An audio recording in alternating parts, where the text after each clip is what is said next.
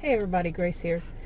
And I want to talk today about rationing and what we're going through right now with the pandemic. And it's not 100% across the board. Not everybody is experiencing this and knows what I'm talking, how I'm relating to it. And I also want to say that I ride the fence on this whole thought, okay? Now I'll get to the thought in a minute, but I do ride the fence on it. So okay. Now, I've heard some people, try to shame people about this situation we're in when people are there so much talking about, they're suffering so much. And I guess in some way I have, I've shamed people for they're talking about just going shopping, during the worst of this. I mean, I don't even know if this is the worst of this, so strike that. But during this, that we're under stay-at-home orders, but they go out shopping and make excuses to go out shopping and then just buy non-essentials. And I think that's wrong. Okay, I do think that's wrong because you have to take in consideration the people who have to work there, the other shoppers who need to be in the store, but they can't because some people are just going in there and shopping for anything, and more. You're putting people's lives at risk and so on and so forth. But this is about shaming people for making any kind of complaint about what they're going through, how they feel about it. I don't see that as being a good idea. It just depends on what it is. It really, in my view, it depends on what they're saying, how they're saying it, and why they're saying it, and all that. Yeah, I mean, it's one of those people pick and choose. Yeah, and some people say, I don't care, or some people say, you shouldn't do that, you shouldn't be judgmental. When it comes to people's lives, yeah. So anyway, I'm looking down at my notes. But one of the things that they do, that I've seen people do, heard people do, is to use this about, when was it, World War II, right? With the rationing and all, and people having to stand in long lines. Well, we're standing in long lines right now. Okay, some people are. Now, here's the thing. We don't want to take away from, what they went through. Sure, they went through a horrible thing. And I remember my parents would stockpile on canned goods, and I would ask them why, and they said because of the Depression and what they learned, what they picked up from their parents and stuff like that, and different kinds of situations, what people thought you should do. Okay, and that's what they learned from the past, their ancestors, put it that way. And then it would be a reaction too. I kind of wonder what ours will be how the children, and so forth now, how they will react to what we went through as, parents or grandparents or whatever. Anyway, got off track. But we don't want to take away from any of theirs. We're not trying to say ours is worse than yours, what you went through, Not everybody is. This is not 100% across the board, But still, don't take away from what we're going through. Seriously now. See, I'm going to ride the fence kind of a little bit on this, on all of it. But yeah, why are you trying to tell people that you're not going through something? Because we are all going through something.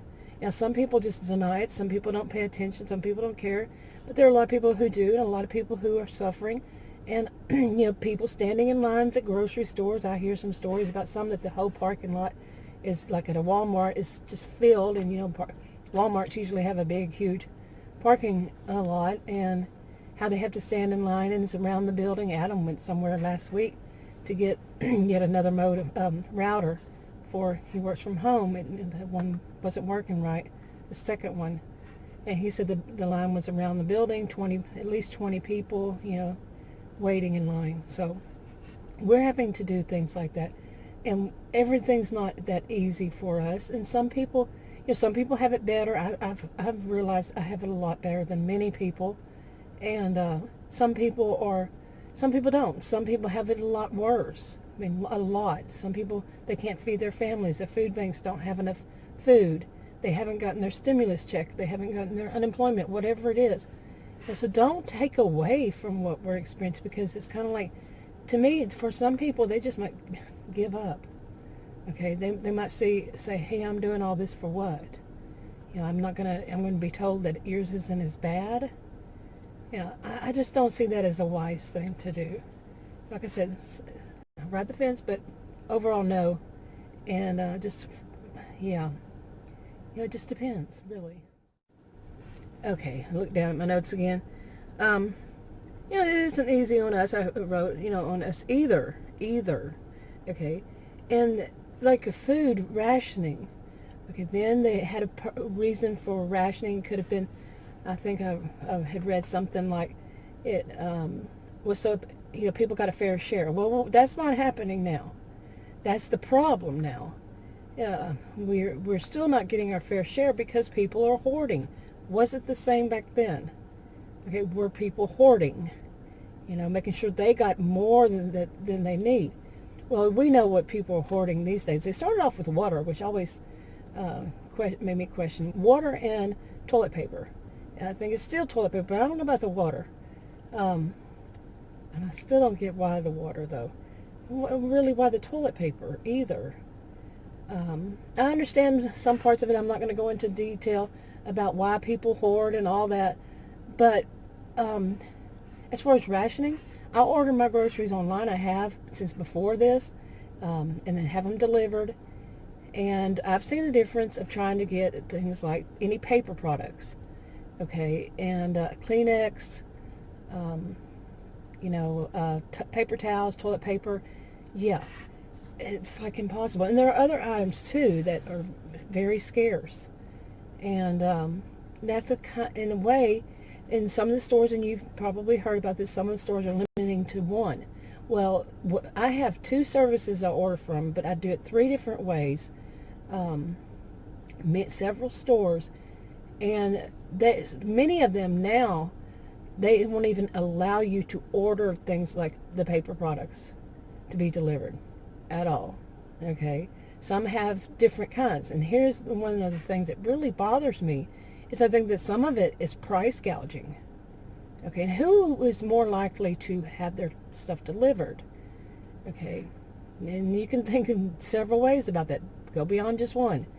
But I think that many of the elderly people, some ones who can't afford it, they do, or elders or senior citizens, something along that line. So there, and then price gouging. And let me explain some way how. Okay, Kleenex. Think of a box of Kleenex. How many tissues does it have in it? They're not going to allow you to order Kleenex. We call Kleenex, but I'm not talking about the brand. That's what how we call things a certain thing just because the brand was so popular. I'm not talking about that. Okay, just the tissue paper, I guess you'd call it. Facial tissue, tissue paper, whatever. Well, no, you can't order that to be delivered. But, yeah, here's the but. They'll have those little bitty, you could call them pocket packages or pocket packet or purse packet. They're real small. They're not a box. And you can order those, I'm thinking like 3, 6, and 10 pack.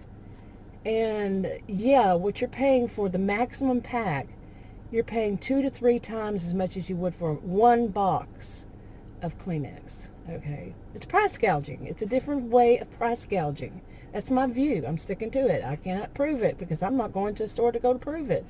But I do know how much one box of tissue, tissue paper, whatever you're going to call it. I know how much it usually costs. Yeah, so that's a way of price gouging because it gets you 1 box. You're paying like say $2.97 or something but what equates to a box? What equates in those little pocket packages?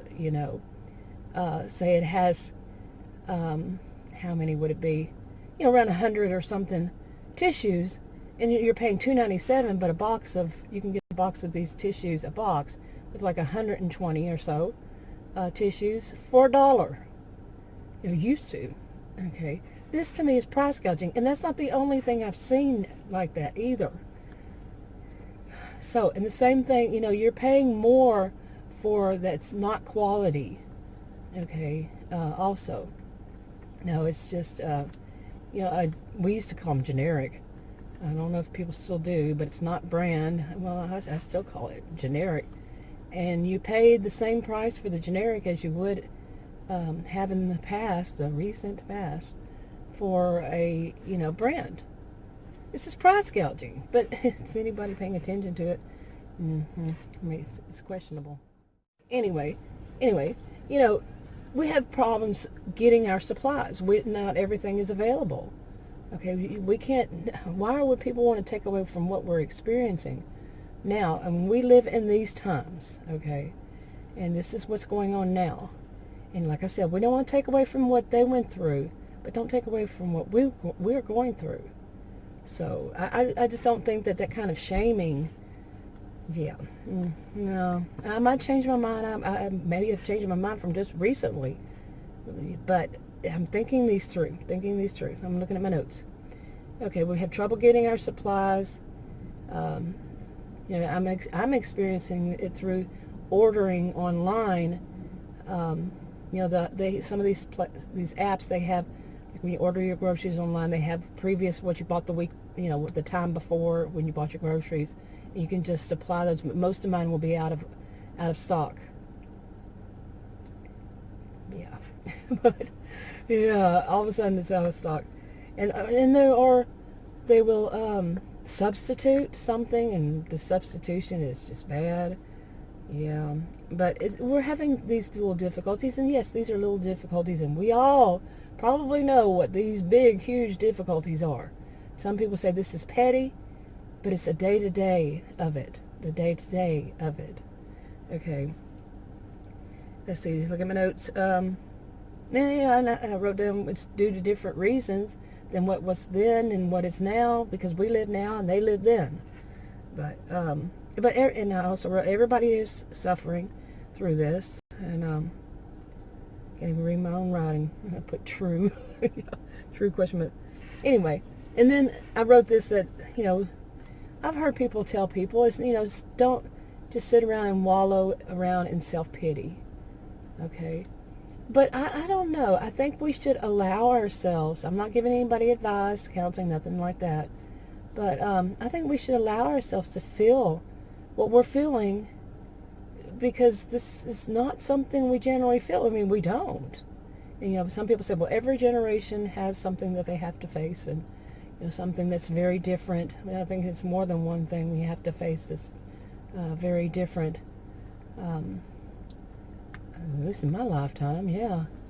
But to tell people, I'd said this in videos that, some people, about trying to find jobs, about, I mentioned this about people trying to find jobs. How about some DIYs or something like that? And I said at the end of it, I'd heard, people say, older generations said stop walling around in self-pity and get busy and get to work and stuff like that. But even I knew that when I hear people say that, don't wallow around in self-pity, that's just not good. It's not good to tell anybody that. That's why I said I heard my former generation say don't wallow around in self-pity and get busy, but at the same time, like I said, yeah, I remember hearing that. Okay, well, let's see what else. All right, there's also, I had written down price gouging. Yeah, I already mentioned that. And, but I've seen it in more things, especially, one of the things that I worry a lot about is, I'm not a vegan or a vegetarian or whatever different ways people are about eating meat. I'm Texan. I can't say all Texans eat meat, but, yeah, because they don't. But, you hear lately about about the problems that these meat, what do they call them? Processing plants, meat processing plants.